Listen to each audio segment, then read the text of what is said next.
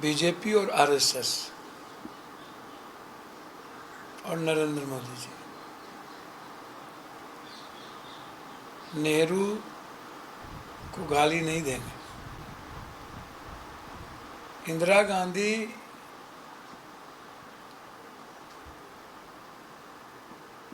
की कल्पना नहीं की जा सकती है इस कंट्री में। और वहाँ से मैं शुरू करता हूँ जब मेरा पहला परमाणु परीक्षण हुआ था। सर, दुनिया को हैसियत नहीं थी चैलेंज करने की, और ना पाकिस्तान ने अपना परमाणु परीक्षण करने की हिम्मत दिखाई। अटल जी जब परमाणु परीक्षण दोबारा किए तो पाकिस्तान ने कर दिखाया। हमें कितना बड़ा चैलेंज मिला, हमारे बराबरी में उन्होंने अपने को एस्टेब्लिश किया। पाकिस्तान एस्टेब्लिश्ड हुए अटल जी के समय। तो बुला लो उस दिन मीटिंग। 11 सालों में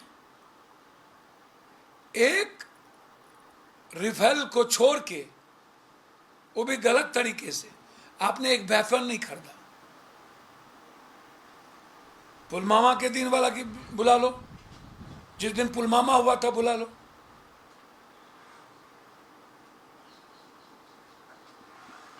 जिस दिन मंडल कमीशन का विरोध आप लोगों ने किया वो दिन बुला लो।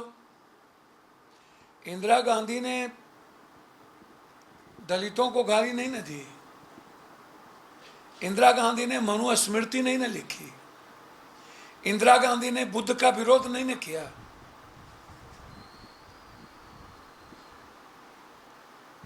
इंदिरा गांधी ने आरक्षण का विरोध नहीं न किया।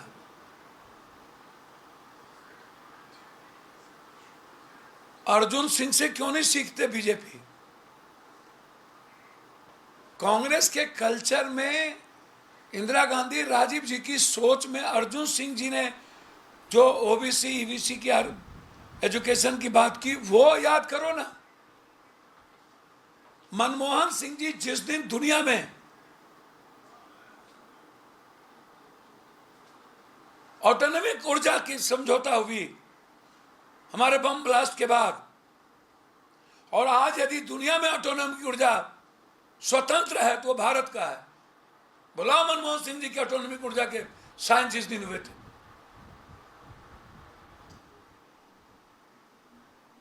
तो हमेशा गाली देते रहना सही कहा इन्होंने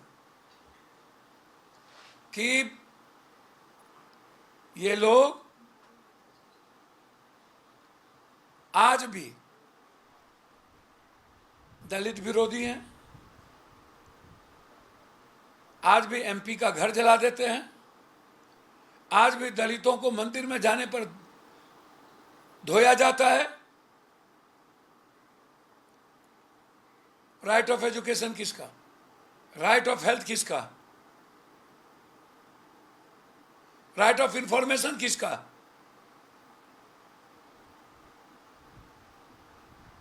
यदि हम आज परमाणु शक्ति हैं और दुनिया में सब हमसे डरती है, तो ये कब?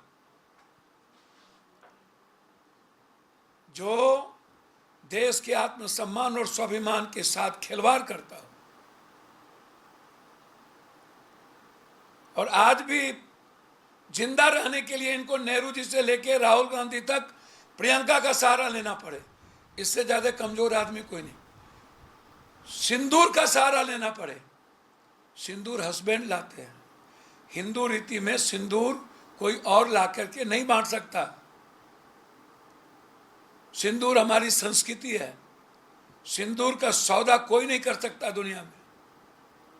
अब कहते हो सेना नतमस्तक है नरेंद्र मोदी के चरण में, कुछ बोले आप कहते हो कि मेजर सोफिया पाकिस्तान की बहन है, कुछ बोले आप, तो सवाल तो खड़ा बनता है। सर, इसी से जुड़ा मेरा एक सवाल है कि ये आपने जो विजय शाह का और एक जो डिप्यूटी सीएम राजस्थान का, उनका मध्य प्रदेश का उनका भाषण दिया कल, उधमपुर ईस्ट से जो भाजपा के एमएलए हैं रणबीर सिंह पठानिया, उन्होंने कल बोल दिया कि जब ऑपरेशन सिंदूर हो रहा था तो एयरफोर्स के नौजवान सो रहे थे। अब आप सोचो ना भैया, ये बीजेपी नहीं बोल रही है, ये बोलवाया जा रहा है। सूप बाजे तो बाजे, चलनियो बाजे, सैया भेल कोतवाल तो अब डर काहे का।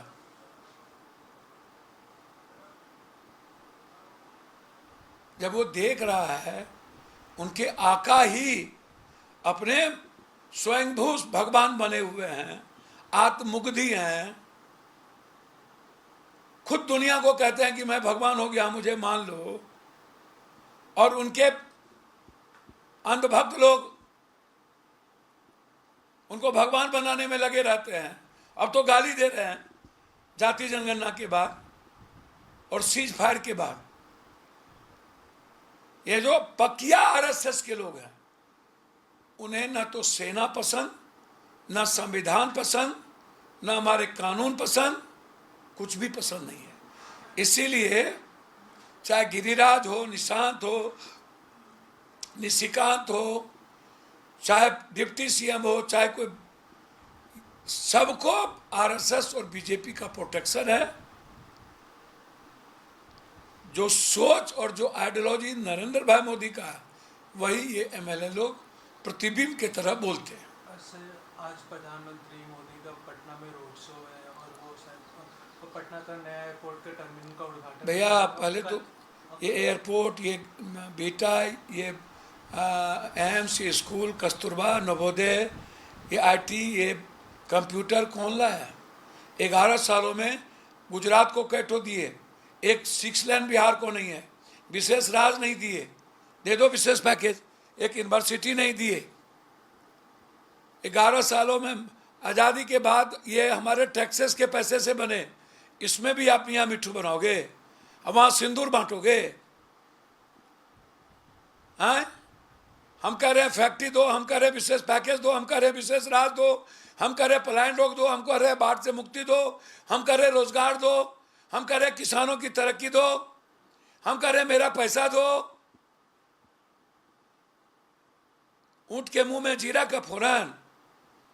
उत्तर प्रदेश को कैटो एयरपोर्ट दिए हो, और बिहार? तो इसीलिए भैया जहां जाते हैं ये कहते हैं हम नंबर 1 बनाएंगे। ये खुरपी के बिहार में हसुआ बढ़ाती, लगन जब लगता है तब हल्दी लगता है। तब चुनाव का समय आ गया, सिंदूर का इस्तेमाल, पहले पुलवामा का इस्तेमाल, अब सिंदूर का के भरोसे ये लोग, इन लोगों को अपना कोई भरोसा नहीं है। कभी पुलवामा को बेचते हैं, कभी सैनिक को पैर का धूल बना देते हैं, कभी सूफिया को गाली देते हैं, कभी सैनिक को छोटा दिखाते हैं, और सैनिक का वर्दी और सिंदूर का सौदा करके सिर्फ सियासत और सत्ता पर बैठना चाहते हैं।